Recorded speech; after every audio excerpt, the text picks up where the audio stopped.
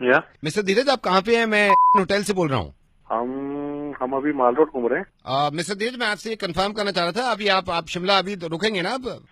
हाँ भैया, अभी तो 3 दिन का स्टे है। नहीं, मैं आपसे ये पूछ रहा था, आप रात को वापस आएंगे क्या? होटल में स्टे करेंगे? रात को वहीं रुकूंगा होटल में। मैंने अभी चेकआउट थोड़ी ना किया है यार, मैं वो रूम नंबर 422 में है ना आपका? हाँ 422 में ही हूँ। एक सेकंड रुकिए, इधर आ। सुन, अब वो कह रहे रात में होटल में आकर रुकेंगे, क्यों नहीं तूने रजाइयाँ धो के रखी? Sorry sir. क्या नहीं, क्या सॉरी? अब मैं उनसे बात करूँ, उनसे लड़ूं मैं? हेलो, ये सर हाउस कीपिंग का बंदा है हमारे होटल का। आपके रूम में सुबह इसने बेडशीट हटाई होंगी, अच्छा, रजाइयाँ भी हटाई हैं। अब इसने रजाई धोने को डाल दी, अब स्पेयर में कोई रजाई है ही नहीं हमारे पास। क्या करें आप, वो बताएं यार। सर एक दिन के लिए बोल दो, अगर बिना रजाई की हो जाए तो। एक दिन के लिए बोल दो सर? एक दिन आप बिना रजाई के, एक रात आप फैमिली के साथ स्टे कर लेना। मैं इसकी क्लास लगाऊंगा। पागल हो गया क्या तुम? क्या घर में मारेगा क्या हमें? नहीं तो सर, एक रात की बात है, सिर्फ एक रात की बात है। ठंड भी तो देख कितनी हो रही है। एक रात की बात है, बिना रजाई के कैसे रुकेंगे? बस सर, यहीं पे आप रुकिएगा प्लीज। क्या नाम है आपका?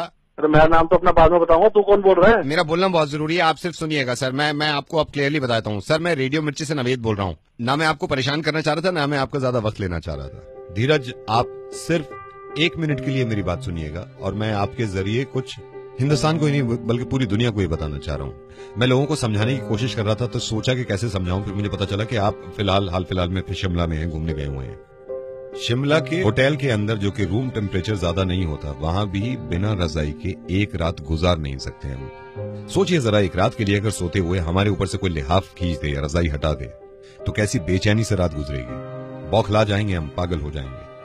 इस कॉल का मकसद ये है कि लोगों को पता चले कि ये हमारे लिए कितना कुछ करते हैं। आज अफसोस की बात यह है कि हनुमंत थप्पा ने दम तोड़ दिया और वो शहीद हो गए। और मैं ये सोच रहा था कि जब हनुमंत थप्पा बर्फ में फंसे हुए थे, जब उनकी सांसें चल रही थी, कुछ तो ख्याल आया होगा उन्हें अपनी बीवी के बारे में, कुछ तो सोच रहे होंगे वो अपने माँ बाप के बारे में।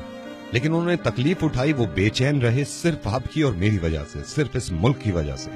मैं सिर्फ ये कहना चाह रहा हूं कि इनकी कुर्बानियों की कद्र करें हम, और इनकी इज्जत करा करें हम, क्योंकि इन्हीं से हैं हम।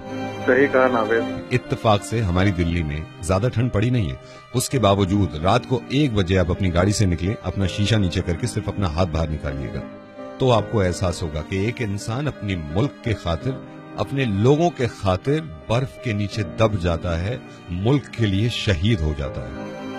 ये सोचिए जरा, आपके बच्चे अगर थोड़ी देर के लिए स्वेटर पहने बिना, जैकेट पहने बिना आंगन में निकल जाएं, कहीं बाहर सड़क पे चले जाएं, तो कितना घबरा जाते हैं हम, फौरन चिपटा लेते हैं कि ठंड है। जब तक हनुमंत थप्पा 6 दिन तक नहीं मिले थे, क्या गुजर रही होगी इनकी माँ पे, क्योंकि उनको मालूम था कि वो बर्फ में है। और प्लीज, ये मेरी आपसे गुजारिश है, मैं इस तरह कहता नहीं हूं, कि इस मैसेज को आप दूसरों तक जरूर पहुंचाइएगा। हो सकता है कि शायद उनकी नजर में और ज्यादा इज्जत बढ़ जाए, जो लोग नहीं समझते कि हमारे जवानों की कितनी कुर्बानियां हैं हमारे लिए। हम सब शुक्रगुजार हैं हनुमंत थप्पा के और बाकी उन सारे जवानों के जो अब भी ठंड में हमारी वजह से पहरा दे रहे हैं। और सलाम है उन माँ बापों को जो अपने बच्चों को आर्मी में भेजते हैं, अपनी वजह से नहीं, अपने मुल्क की वजह से। धीरज, बहुत बहुत शुक्रिया ये बात सुनने के लिए, और सिर्फ आपको ही नहीं सुनानी थी, अब जितने लोग ये सुन रहे हैं इन तक पहुंचानी थी, और आपकी जिम्मेदारी है कि आप दूसरों तक पहुंचाएं ये बात, प्लीज। मैं सलूट करता हूँ हनुमंत थप्पा को, जिसने हम लोगों की वजह से अपनी जान दे दी और शहीद हो गया, और उनके साथ उन बाकी सोल्जर्स को भी जो उनके शहीद हुए।